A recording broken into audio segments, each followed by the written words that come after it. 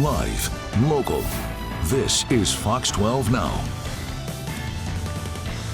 Hello, everyone. This is Fox 12 Now. Thanks for joining us. I want to pull this up because there is a live shot of our Chinook Winds camera there in Lincoln City, taking a look at the ocean. It's a little windy out there. It still looks amazing, though. I mean, the Oregon coast, even during a storm, is so great to go to. And we're going to be talking all about that. Again, we are live streaming here across from the Fox 12 Oregon newsroom across all of our platforms. We're on YouTube. We're at KPTV.com, under the Fox 12 Now tab, and, of course, on the Fox 12 Oregon app. So all places to find our show and the conversations that we get to have. But Winter Whale Watch Week for 2024 is in full effect on the Oregon coast, and the Oregon Parks and Recreation Department has a lot set up for you to help go out there, enjoy it, and take advantage and maybe get to see some whales. But to talk all about that right now, I've got Park Ranger Peter McBride joining us.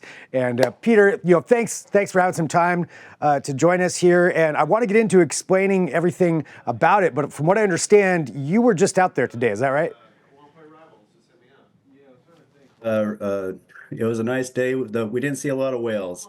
It was pretty stormy out there, but we had volunteers there at all of our locations, and it's still a lot of fun. And it is. I mean, it's fun to go out there, even the opportunity, despite the storms, whatever could be happening. But to even backtrack a little bit, to give everybody some context here, can you tell us, what Winter Whale Watch Week is and what all is involved when it comes to it? Yeah, so we have 15 locations for the next 5 days. And so between now and December 31st, we'll have volunteers at each one of these locations. It's spread all along the coast from Harris Beach down in Southern Oregon, all the way up to Fort Stevens up on the northern coast. And in total, it's about 200 volunteers. 200 volunteers all out there. So somebody goes out to one of these different locations, again, all up and down the Oregon coast, and they can go talk to a volunteer who can walk them through what to look for or how to find or how to spot the whales. That's exactly it. Yeah, all of our volunteers, they have experience in spotting whales and also just a lot of knowledge about what we're looking for out there. And I know there's a lot of whales that do pass through the Oregon coast, but this is a specific breed. Can you tell us, what are these whales that people would have the opportunity to go see out there? Yeah, so it's mainly the gray whales that we're seeing. They stay pretty close to shore relatively to other whales. And so when I say that, it's within 5 miles, is a pretty typical distance for them to be. But what we're doing is we're watching for gray whales as they're migrating down from Alaska, and they're heading down to Baja, Mexico. And so they make this annual journey. And for the next few weeks, we're going to be seeing upwards of hopefully about 19,000 gray whales go by. Wow, 19,000 gray whales. So these are all heading south for the winter, basically. Exactly. Yeah. Down in Baja, that's for reproduction and the breeding grounds. And so the calves will be born. And then we'll have the return trip that will be coming back up north in the spring. And so we'll be seeing some of the first ones. Usually it'll be later in March, and that will continue all the way until early June. And for this run right here, so this seems like it's kind of a short window. But 19,000 whales could be coming by within a week. It's pretty exciting. Yeah. Last year, NOAA, during their estimate, they put the population at a little over 19,000. And most of them spend their summer and fall up in Alaska. We do have a small population that during the summer and fall we see off the Pacific Northwest, and they're called the Pacific Coastal Feeding Group.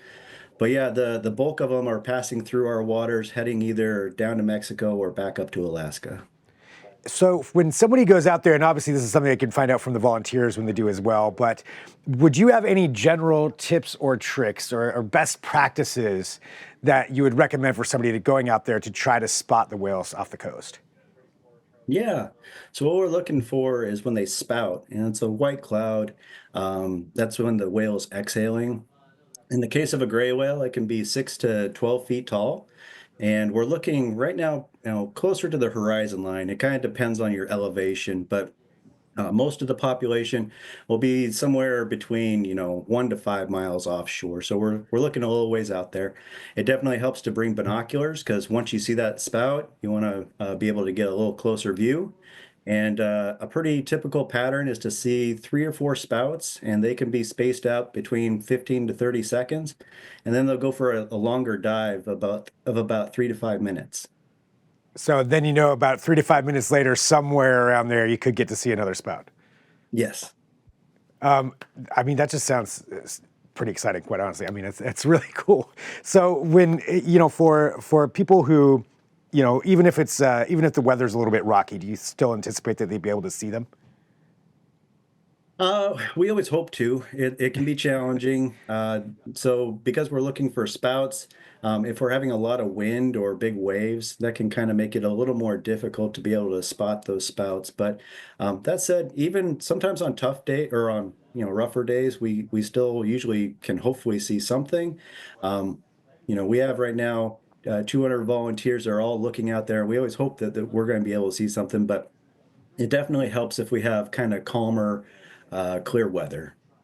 And with those 200 volunteers too that are out there, donating their time to come out and help all these people. When you're out there, what's for you personally? What's the best experience when you have somebody show up who maybe has never seen a whale before and gets to go over there and talk to you and check this out for the first time?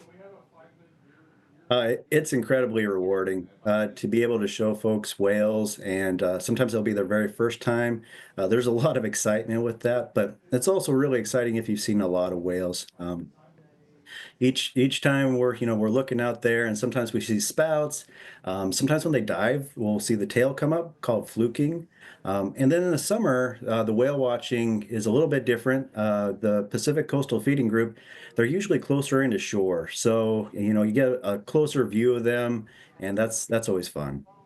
I love that I just learned a term there. What are some good terms for whale watchers, maybe beginning whale watchers, that would be good for them to know as they head out there?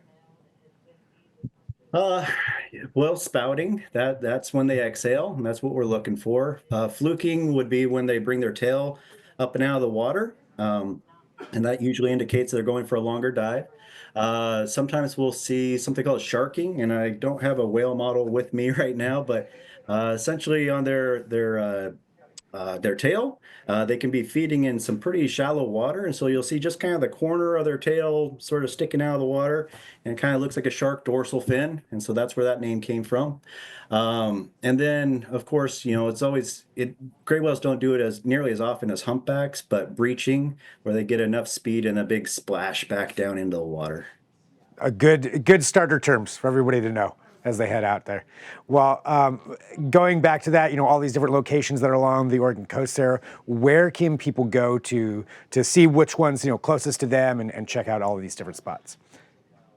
So we have on our Oregon State Parks website, we have a whale watching tab, and that has all the locations listed. We also have a website too called orwhalewatch.org. And that one's geared towards both for visitors and also for our volunteers. And so if folks are wanting to volunteer with this program, it has the whole registration process and a lot of whale watching information in it. Fantastic. Well, Peter, thank you very much, for having some time to talk to us and go through this. And thanks for your hard work out there. And I'm imagining there's going to be a lot of people heading over to the coast this weekend to take advantage of it, even if the weather's, a little rocky. It doesn't matter. I think people are still going to want to be out there and taking a look at it, enjoying the Oregon coast. And thanks for having some time with us. No, of course. Thanks for having me. And for everybody watching, we are live streaming here. This is what we do with this show. Thanks for joining us. If you found us, that's fantastic. Feel free to share these segments. Check out all the other segments that we have on the website, at YouTube, or of course, the Fox 12 Oregon apps. All great places to watch and enjoy the conversations. And, we get to have a little bit of a longer segment here than maybe you see on the regular news shows. And thanks for being here. We appreciate it. I'll talk to you soon. I'm Greg Nibbler. This is Fox 12 Now.